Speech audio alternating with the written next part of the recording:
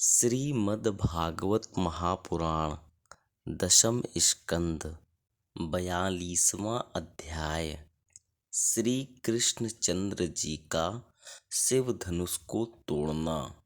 श्री सुखदेव जी बोले, हे राजन, सुदामा माली को वरदान देने के बाद जब श्री कृष्णचंद्र जी बाजार में पहुँचे तो उन्होंने यह देखा कि कुब्जा मालिन कटोरियों में चंदन भरे थाल में रखे चली जा रही है। उसे देखकर श्री कृष्ण जी ने हंसी से पूछा, हे सुंदरी, तुम यह चंदन कहाँ लिए जा रही हो? हमें दोगी? यह सुनकर उस कुबड़ी ने कहा, हे मोहन, मैं कुब्जा नामक कंस की दासी हूँ। मैं प्रतिदिन उसको चंदन लगाने जाती हूँ, सो वह इस सेवा से प्रसन्न होकर मेरा पालन करता है। हे श्याम सुंदर, मैं प्रतिदिन अपने हृदय में तुम्हारा ध्यान धरकर तुम्हारे ही गुण गाया करती थी। सो आज तुम्हारे दर्शन पाकर मेरा मनोरथ पूर्ण हुआ। राजा कंस के चंदन लगाने से मेरा परलोक नहीं बनेगा, अतः मेरी यह इच्छा है कि यदि तुम आज्ञा दो तो मैं तुम्हारे चंदन लगाकर अपना जीवन सफल बनाऊं। कुब्जा के सच्चे प्रेम को देखकर श्री बाके बिहारी ने स्वीकृति दे दी। तब उस कुबड़ी ने श्री श्याम सुंदर तथा बलराम जी के मस्तक पर चंदन लगाया। उस समय श्री मनमोहन ने प्रसन्न होकर बलराम जी से यह कहा कि इस सेवा के बदले कुब्जा का अंग सीधा कर देना चाहिए। इतना कहकर श्री बाके बिहारी ने कुब्जा के पांव पर अपना पांव रखकर तथा 2 उंगलियां उसकी थोड़ी में लगाकर उसे ऐसा उचकाया कि उसका कुबड़ तो बैठ ही गया, साथ ही वह सीधी तथा परम सुंदरी हो गई। हे परीक्षित, जब कुब्जा ने अपने को अत्यंत सुंदर देखा तो वह अंचल से अपना मुंह ढांपकर मुस्कुराती हुई इस प्रकार कहने लगी, हे प्रियतम, जब आपने प्रसन्न होकर मुझे सौंदर्य तथा युवावस्था प्रदान की है तो अब मुझ सेविका के घर चलकर मेरी मनोभिलाषा भी पूर्ण कर दीजिए। यह सुनकर श्री कृष्ण जी ने उत्तर दिया, हे प्यारी, तू अपने मन में धैर्य रख। जिस प्रकार तूने चंदन लगाकर हमारा हृदय शीतल किया है, उसी प्रकार राजा कंस को देखने के बाद हम भी तेरी इच्छा पूर्ण करेंगे। यह वर पाकर कुब्जा प्रसन्न हो अपने घर लौट आई तथा चंदन का चौक पुरवाकर वस्त्राभूषणों से अलंकृत हो मोहन प्यारे के आगमन की प्रतीक्षा करने लगी। जब अन्य स्त्रियों ने उसकी तरुणाई तथा सौंदर्य को देखा तो वे कुब्जा को सराहती हुई इस प्रकार कहने लगीं, हे कुब्जा, तेरे अहोभाग्य हैं जो श्री गोपीनाथ जी तुझसे भुजा पसार कर मिले हैं। अब जिस समय वे तेरे घर आवें तब तू हमें भी उनके दर्शन कराना। हे राजन, इधर श्याम तथा बलराम जी सब ग्वाल बालों सहित हंसते हुए चले जा रहे थे। बाजार में जो व्यक्ति जिस वस्तु का व्यापार करते थे वे सब अपनी अपनी वस्तुएं श्री श्याम सुंदर को भेंट देते थे तथा श्री मनमोहन भी उनकी कुशल क्षेम पूछकर उन्हें सुख पहुंचाते थे।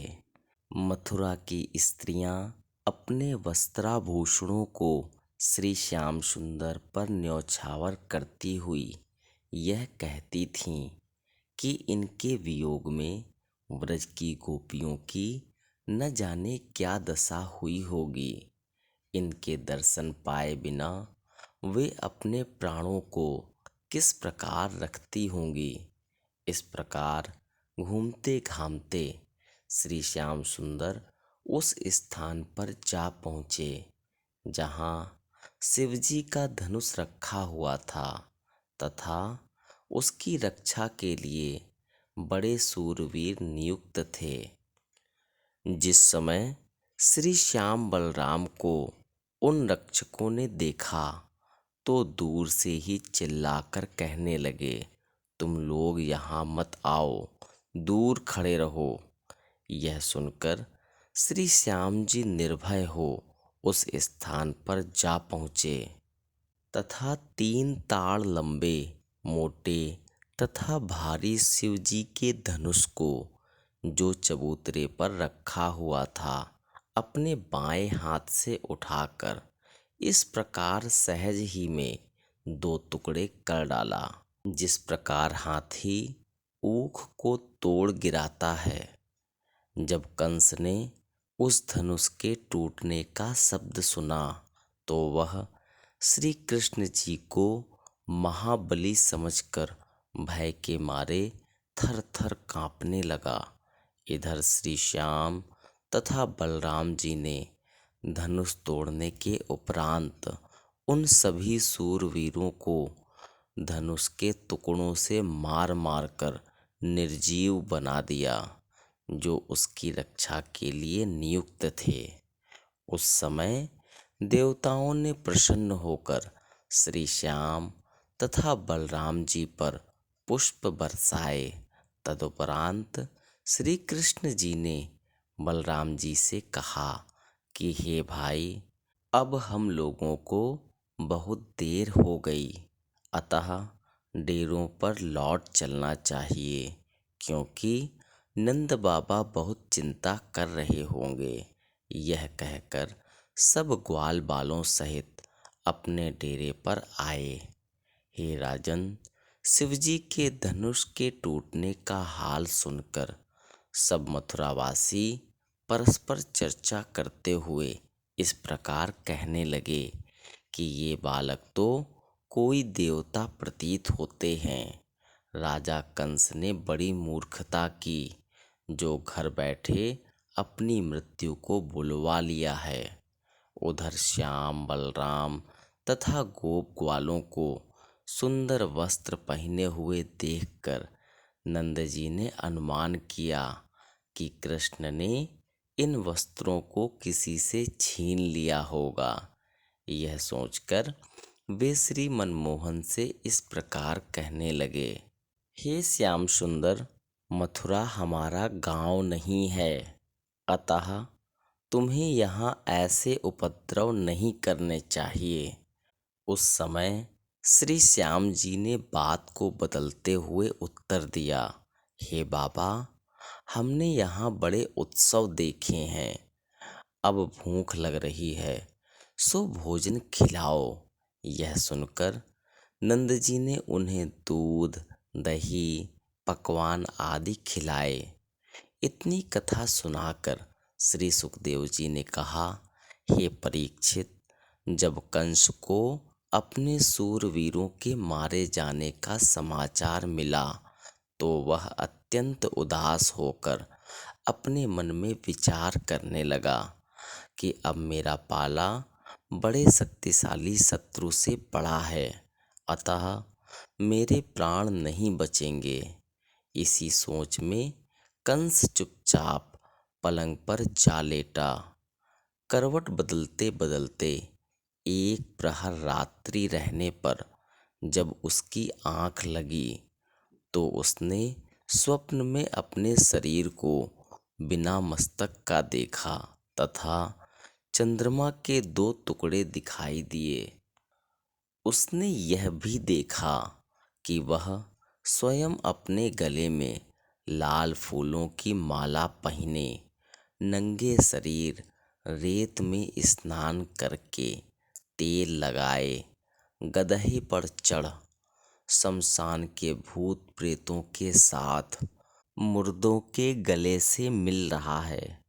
उसे सोने के समान वृक्ष, अपनी परछाई में छेद तथा वन में लगी हुई अग्नि दिखाई दी। इन बुरे स्वप्नों को देखकर वह घबराकर उठ बैठा, परंतु श्री श्याम सुंदर के भय के मारे उसे फिर नींद नहीं आई।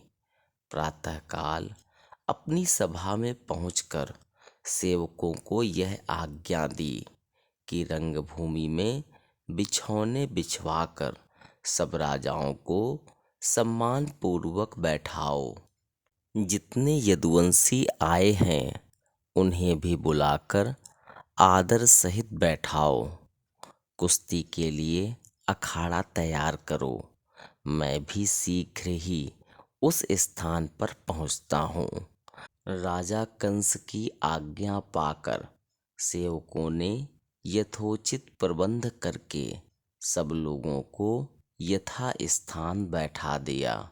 तदुपरांत चाणूर, मुष्टिक, सल, तोशल, कूट आदि मल्ल अखाड़े में आकर बड़े अभिमान से ढोल बजाते हुए ताल ठोकने लगे।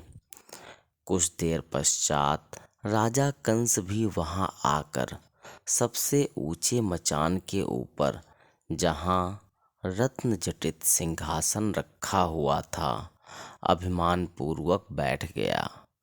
तब नंद, उपनंद आदि अन्य राजा गण भी कंस को भेंट देकर एक स्थान पर जा बैठे। उस समय कंस ने चाणूर तथा मुष्टिक आदि मल्लों को बुलाकर इस प्रकार कहा कि आज तुम श्याम तथा बलराम के साथ कुश्ती लड़कर उन्हें मार डालो। तब मल्लों ने भी उसे विश्वास दिलाया कि हम लोग अपनी शक्ति भर धोखा न देंगे। इतनी कथा सुनाकर श्री सुखदेव जी बोले, हे परीक्षित, उस समय ब्रह्मा इत्यादि देवता श्री मुरली मनोहर का दर्शन प्राप्त करने तथा उनकी विजय का दृश्य देखने के लिए अपने अपने विमानों पर बैठकर वहां आ पहुँचे। उस स्थान पर मथुरावासी इतने स्त्री पुरुष उपस्थित थे जिनकी गणना नहीं की जा सकती। 43वां अध्याय। श्री श्याम जी तथा बलराम जी द्वारा कुवलिया पीड़ हाथी का संहार। श्री सुखदेव जी बोले, हे परीक्षित, जब सब लोग एकत्रित हो गए तब श्री श्याम तथा बलराम जी ग्वाल बालों के साथ उस स्थान पर पहुँचे जहाँ कुवलिया पीड़ हाथी झूम रहा था। उसे देखकर बलराम जी ने फीलवान महावत से यह कहा कि तुम द्वार से हाथी को हटाकर हमें राजा कंस के पास जाने दो, अन्यथा हम तुम्हें हाथी सहित मार डालेंगे। तू श्री श्याम सुंदर को साधारण बालक न समझ। ये तीनों लोक के स्वामी हैं तथा पृथ्वी का भार हटाने के लिए इस रूप में प्रकट हुए हैं। यह सुनकर महावत ने हंसकर उत्तर दिया, अरे लड़कों, गौ चराने के कारण ही तुम लोग तीनों लोक के स्वामी नहीं हो गए। मैं जानता हूँ कि दैत्यों को मारने तथा शिव धनुष को तोड़ने के कारण तुम्हें अभिमान उत्पन्न हो गया है, परंतु मेरा हाथी 10 सहस्र हाथियों का बल रखता है। जब तक तुम इससे युद्ध ना करोगे तब तक मैं तुम्हें भीतर न जाने दूंगा। आज इस हाथी के सम्मुख तुम्हारा प्राण बचना कठिन है। यह सुनकर श्री मुरली मनोहर ने बालों का जूड़ा लपेट कमर से रेशमी दुपट्टा बांध लिया। उस समय श्री बलराम जी फीलवान से बोले, अरे मूर्ख, तूने यह दुर्वचन किस प्रकार कहे? मैं तुझे अभी हाथी सहित मारे डालता हूँ। यह सुनकर जैसे ही फीलवान ने हाथी को अंकुश मारकर बलराम जी की ओर बढ़ाया तथा कुवलया पीड़ बादल के समान गरजता हुआ उनकी ओर बढ़ा, वैसे ही श्री बलदाऊ जी ने उस हाथी के शरीर में एक ऐसा घूंसा मारा कि वह अपनी सूंड लपेटकर चिल्लाता हुआ पीछे को हट गया। बलराम जी का ऐसा बल देखकर वहां उपस्थित अन्य सूरवीर आपस में यह कहने लगे कि भला इन बलवानों को कौन जीत पाएगा। उस समय फीलवान ने अपने मन में यह विचार किया कि यदि ये लड़के हाथी द्वारा नहीं मारे गए तो कंस मुझे जीवित नहीं छोड़ेगा, इसलिए इन्हें हाथी से मरवा ही डालना चाहिए। यह सोचकर उसने हाथी को फिर अंकुश मारकर श्याम जी तथा बलराम जी की ओर बढ़ाया।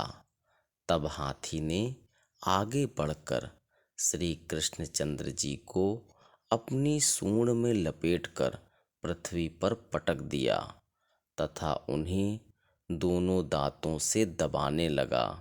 यह दृश्य देखकर सब देवता, मथुरावासी तथा ग्वाल बाल श्री बांके बिहारी की कुशल मनाने लगे।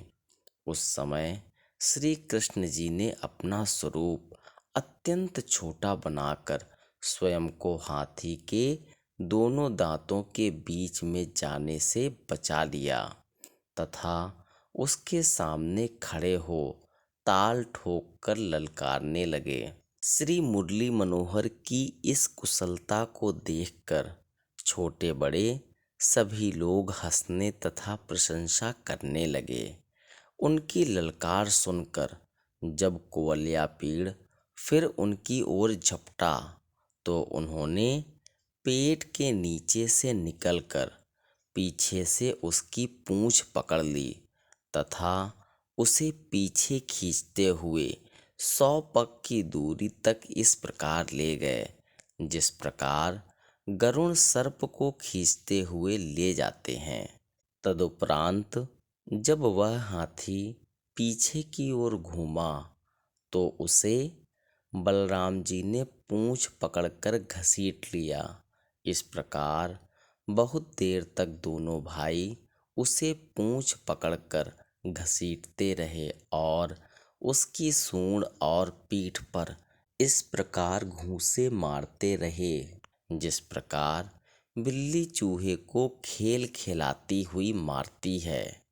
वे कभी उसके आगे पीछे हो जाते और कभी नीचे जाकर, कभी दोनों दांतों के बीच में पकड़कर तथा कभी सामने से घूंसे मारकर अलग हो जाते थे। इस प्रकार घूंसे खाते खाते जब कुवलया पीड़ थक गया उस समय श्री मुरली मनोहर ने उसकी सूंड पकड़कर एक ऐसा झटका मारा जिससे वह मूर्छित होकर पृथ्वी पर गिर पड़ा। तब श्री मनमोहन ने उसके दोनों दांत उखाड़ लिए तथा वही दांत उसके मस्तक पर इस प्रकार मारा कि थोड़ी ही देर में वह मृत्यु को प्राप्त हो गया। तदुपरांत श्री श्याम जी ने एक दांत तो बलराम जी को दे दिया तथा दूसरा स्वयं ले लिया। हाथी की मृत्यु देखकर जब राजा कंस के अन्य सूरवीर तथा फीलवान आदि उनसे लड़ने के लिए आए तो दोनों ने उन्हीं दांतों से प्रहार करके सबको मार डाला। उस समय देवता गण आकाश से पुष्प वर्षा करके जय जयकार करने लगे। हे परीक्षित, हाथी के शरीर से निकले हुए रुधिर के छींटे दोनों भाइयों के वस्त्रों पर ऐसे सुंदर प्रतीत होते थे जैसे वर्षा ऋतु में वीरव घूंटियों के कारण पृथ्वी शोभायमान होती है, तथा उनके मुख कमल पर पसीना ऐसा लग रहा था जैसे कमल के पुष्प पर ओस की बूंदें पड़ी हों। इस प्रकार कुवलया पीड़ को मारकर दोनों भाई सब गोप ग्वालों के साथ राजा कंस की सभा में जा पहुँचे। हे राजन, श्री कृष्ण जी ने गीता में अर्जुन को यह बताया है कि जो व्यक्ति मेरे जिस रूप का ध्यान धरता है, मैं उसे उसी स्वरूप में दर्शन देता हूँ। अतः वे रंगभूमि में पहुँचने पर चाणूर आदि मल्लों को तो बड़े मल्ल के समान प्रतीत हुए, तथा मथुरा की स्त्रियों को कामदेव से भी अधिक सुंदर जान पड़े। ग्वाल बालों ने उन्हें अपना बंधु तथा नंद आदि ने पुत्रवत देखा। कंस के मित्र राजाओं को वे भयानक शत्रु के रूप में दिखाई दिए, जिसके कारण वे भयभीत हो गए। यदुवंशियों ने उन्हें रक्षक तथा योगियों ने पूर्ण ब्रह्म के रूप में देखा। अन्य लोगों ने उन्हें श्याम सुंदर जानकर यह समझा कि ये वही बालक हैं जिन्होंने अपनी बाल्यावस्था में पूतना नामक राक्षसी को मारा तथा यमलार्जुन का उद्धार किया। तत्पश्चात गोवर्धन पर्वत को अपनी उंगली पर रखा और अघासुर, धेनुक, प्रलंब, केसी आदि राक्षसों को मारकर काली नाग को यमुना से बाहर निकाल दिया। इन्होंने वृंदावन में ऐसे ऐसे कार्य किए जिन्हें सुनकर आश्चर्य होता है। उस समय कुछ लोग श्री कृष्ण बलराम को बालक समझकर यह कहते थे कि देखो, यह राजा कंस कैसा निर्दयी है जो इन सुकुमार बालकों को ऐसे कठिन मल्लों से लड़वाकर इनके प्राण लेना चाहता है। हम इस अधर्म को अपनी आँखों से नहीं देख सकते, अतः हमें यहाँ से उठकर चले जाना चाहिए। ऐसा विचार कर वे लोग वहाँ से उठ गए। कुछ लोग अपना अंचल फैलाकर श्री हरि से यह प्रार्थना करने लगे कि हे प्रभु, जिस प्रकार इन्होंने शिव के धनुष को तोड़कर कुवलया पीड़ को मारा है, उसी प्रकार ये मल्ल भी इनके हाथ से मारे जावें।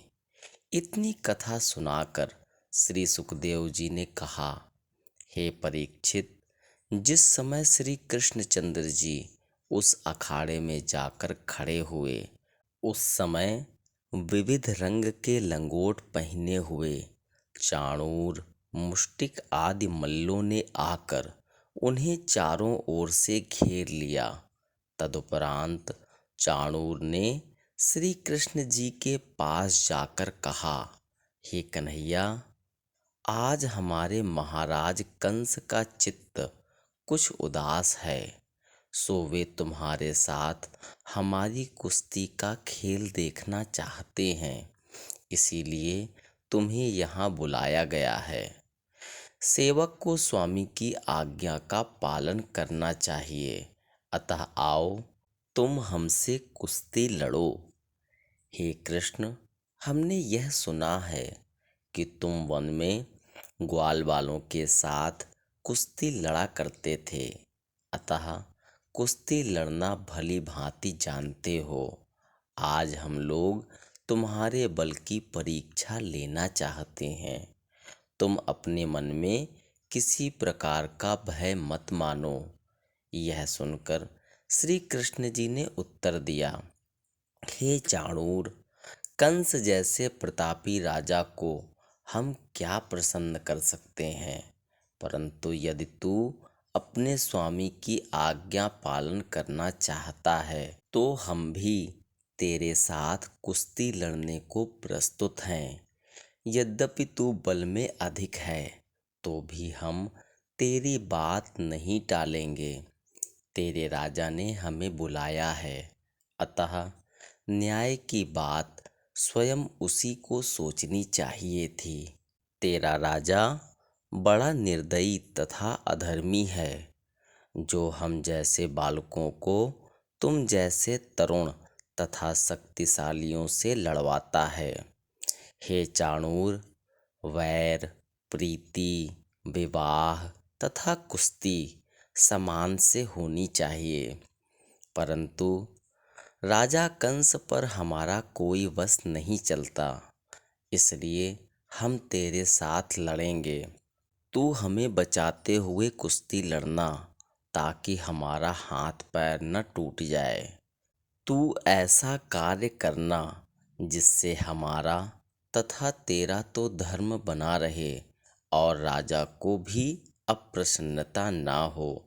यह सुनकर चाणूर बोला, हे कृष्ण, तुम देखने में तो बालक प्रतीत होते हो, परंतु तुम्हारे कार्य एवं कीर्ति को सुनकर तथा कुवलया पीड़ हाथी की मृत्यु देखकर ऐसा प्रतीत होता है मानो तुम कोई अवतार हो। यद्यपि मुझे तुम्हारे साथ कुश्ती लड़ना उचित प्रतीत नहीं होता, परंतु यदि अपने स्वामी की आज्ञा न मानूं तो धर्म नष्ट होता है, इसलिए मैं तुम्हारे साथ कुश्ती लड़ने को बाध्य हूँ। 44वां अध्याय। श्री कृष्णचंद्र जी तथा बलराम जी द्वारा चाणूर आदि मल्ल एवं राजा कंस का वध। श्री सुखदेव जी ने कहा, हे राजन, इस प्रकार वार्तालाप करने के उपरांत जब श्री श्याम सुंदर चाणूर से तथा बलराम जी मुष्टिक से कुश्ती लड़ने लगे, उस समय उन बालकों तथा जवानों की बेमेल कुश्ती को देखकर मथुरावासियों ने परस्पर इस प्रकार कहा कि यह कार्य अधर्मपूर्ण हो रहा है। यदि हम राजा कंस से ऐसा न होने देने के लिए कहें तो वह हमें मार डालेगा।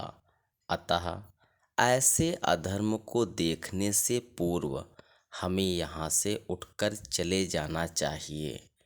ऐसा विचार कर जो लोग श्री बांके बिहारी को बालक समझते थे, वे सभा से उठकर बाहर चले गए तथा जाते समय कंस को यह श्राप देते हुए कहते गए कि तू इस अधर्म का दंड अवश्य प्राप्त करेगा। हे राजन, तदुपरांत श्री श्याम बलराम ने अपना शरीर हीरे के समान ऐसा कठोर बना लिया जो किसी भी शस्त्र के काटने से न कट सके।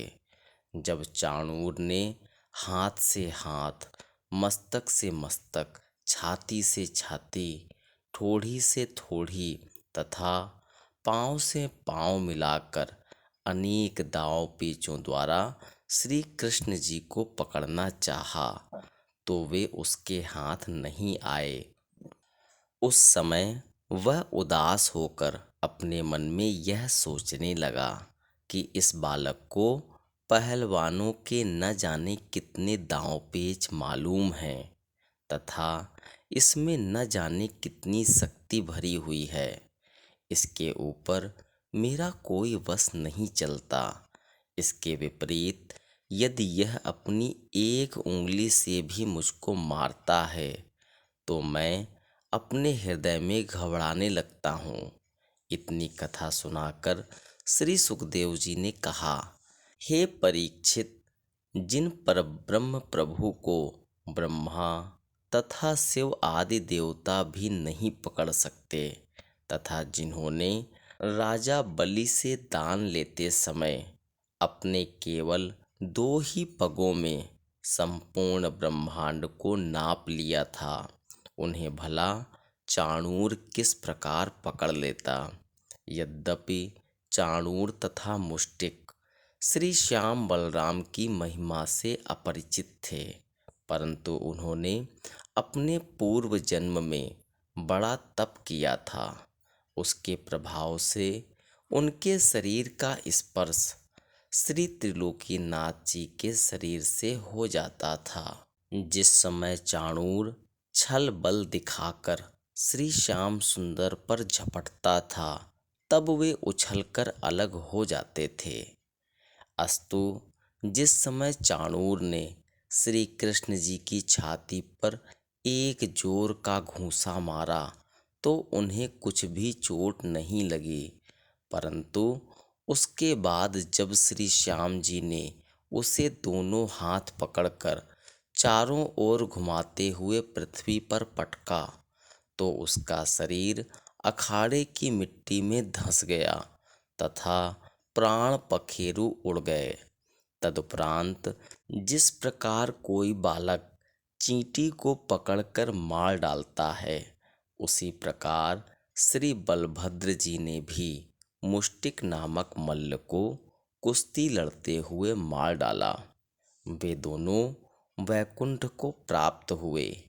उनकी मृत्यु के पश्चात जब सल, तोशल तथा कूट नामक मल्ल अपने हाथ में खड्ग लेकर श्री श्याम बलराम जी से लड़ने को आए, तो श्री श्याम सुंदर ने अपने बाएं पांव की लात से सल तोशल को तथा श्री बलराम जी ने अपने बाएं पांव के घूंसे से कूट को मार डाला।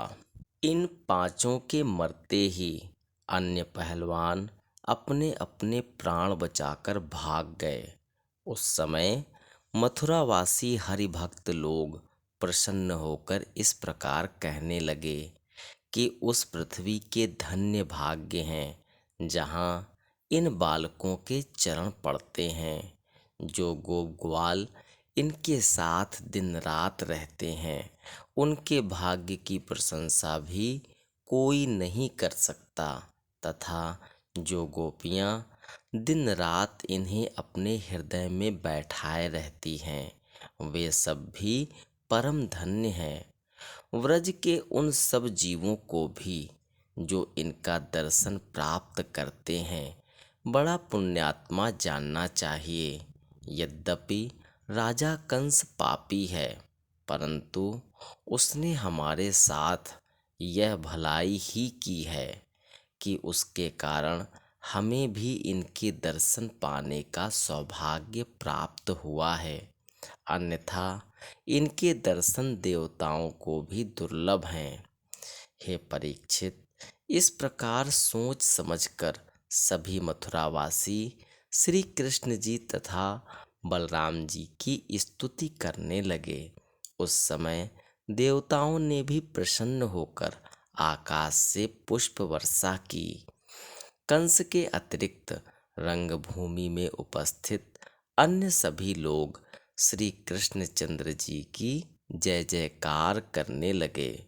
उस समय चाणूर, मुष्टिक आदि के मारे जाने के कारण राजा कंस उदास होकर मथुरावासियों से इस प्रकार कहने लगा कि तुम लोग कृष्णचंद्र की विजय पर प्रसन्न होकर बाजा क्यों बजाते हो, परंतु उसकी बात पर किसी ने ध्यान नहीं दिया। तब कंस ने अत्यंत क्रुद्ध होकर अपने साथी दैत्यों तथा योद्धाओं को यह आज्ञा दी कि तुम इन दोनों लड़कों को बाहर ले जाकर तलवार से मार डालो तथा गोप ग्वालों को बंदी बना लो। इसके बाद वसुदेव, देवकी तथा राजा उग्रसेन को भी मार डालो। रंगभूमि का फाटक भीतर से बंद करके इन सब कार्यों को पूर्ण करने में विलंब मत लगाओ। राजा कंस की ऐसी आज्ञा सुनकर कंस के साथी दैत्य तथा योद्धाओं ने तलवारें ले लेकर श्री कृष्ण तथा बलराम जी को घेर लिया। यह देखकर दोनों भाइयों ने क्षण भर में ही बहुत से दैत्यों को काल का ग्रास बना दिया। तब जो दैत्य शेष बचे वे अपने अपने प्राण बचाकर भाग गए। हे परीक्षित, जिस समय वसुदेव देवकी को श्री श्याम सुंदर तथा बलराम जी के मथुरा आगमन का समाचार मिला तो वे व्याकुल होकर उनकी कुशल के लिए श्री नारायण जी से प्रार्थना करने लगे कि हे प्रभु, मेरे दोनों पुत्रों की अब आप ही रक्षा करें। अस्तु, जब अंतर्यामी श्री कृष्ण जी ने अपने माता पिता को दुखी जाना तथा कंस की उपर्युक्त आज्ञा सुनी तो उन्होंने यह निश्चय किया कि आज कंस को मारकर माता पिता का दुख दूर करना चाहिए। यह विचार कर वे छोटा सा रूप बना कूदकर कंस के मचान पर जा चढ़े। तब उन्हें अपने पास आया हुआ देखकर कंस ने अत्यंत भयभीत होकर पहले तो यह विचार किया कि मैं यहाँ से भागकर अपनी जान बचा लूं, परंतु फिर लोक लज्जा का ध्यान करके धैर्य धारण कर उनके ऊपर अपने खड्ग का प्रहार करने लगा। उस समय देवतागण आकाश में आकर श्री कृष्ण जी से यह प्रार्थना करने लगे कि हे महाप्रभु, आप इस महापापी का संहार शीघ्र कर डालिए। देवताओं की यह प्रार्थना सुनकर श्री कृष्ण जी ने अपने शरीर से ऐसा प्रकाश प्रकट किया जिसे देखने से कंस की आंखें बंद हो गईं। तब श्री कृष्ण जी ने अपने पांव की ठोकर से उसका मुकुट गिरा दिया और उसके बाल पकड़कर मंच से नीचे पटक दिया। तदुपरांत अपने शरीर में तीनों लोकों का बोझ लेकर स्वयं भी उसके ऊपर कूद पड़े। हे परीक्षित, श्री कृष्ण जी के ऊपर गिरते ही कंस के प्राण पखेरु उड़ गए। कंस की आंखों में सोते जागते, उठते बैठते, चलते फिरते हर समय श्री कृष्ण जी ही बसे रहते थे। अतः उसे मोक्ष पद की प्राप्ति हुई। जो लोग श्री श्याम सुंदर का प्रतिदिन स्मरण करते हैं उनकी प्रशंसा किस प्रकार कही जा सकती है। अस्तु, कंस को मरा हुआ देखकर जब उसके 8 भाई अपने अपने शस्त्रास्त्र लिए हुए श्री कन्हैया जी को मारने के हेतु झपटे तो श्री बलराम जी ने अपने हल मूसल से उन सबको मार डाला। उस समय कंस की मृत्यु देखकर सब लोगों को अत्यंत प्रसन्नता हुई। देवतागण आकाश से पुष्प वर्षा करने लगे तथा मथुरावासी एवं ब्रजवासी सभी लोग श्री कृष्ण तथा बलराम जी का जय जयकार करने लगे। तदुपरांत श्री कृष्ण जी कंस के मृतक शरीर को सिर के बाल पकड़कर घसीटते हुए यमुना तट पर ले गए। हे परीक्षित, कंस ने वसुदेव देवकी को बहुत कष्ट पहुंचाया था, इसीलिए श्री श्याम सुंदर उसकी लोथ को घसीटते हुए लेकर गए। वहां यमुना तट पर दोनों भाइयों ने कुछ देर विश्राम किया। तब से उस स्थान का नाम विश्राम घाट प्रसिद्ध हुआ। कंस की मृत्यु का समाचार जब रनिवासों में पहुंचा तो उसकी स्त्रियां भी रोती पीटती केस बिखराए हुए अपने पति के मृत शरीर के पास जा पहुंची। हे परीक्षित, उस समय कंस की रानियां अपने मृत पति के मस्तक को गोद में रखकर रोती हुई इस प्रकार कहने लगीं, हे राजन, तुम इतने बड़े प्रतापी तथा शक्तिशाली होते हुए भी ऐसी दुर्दशा को प्राप्त हुए। यदि तुम श्री कृष्णचंद्र जी से बिना अपराध के विरोध न करते तो तुम्हारी यह दशा क्यों हुई होती।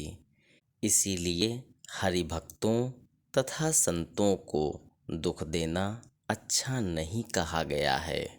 अब तुम हाथी, घोड़े, धन आदि सब वस्तुओं को यहीं छोड़कर चले गए। तुम संसार में किसी को अपने बराबर नहीं समझते थे।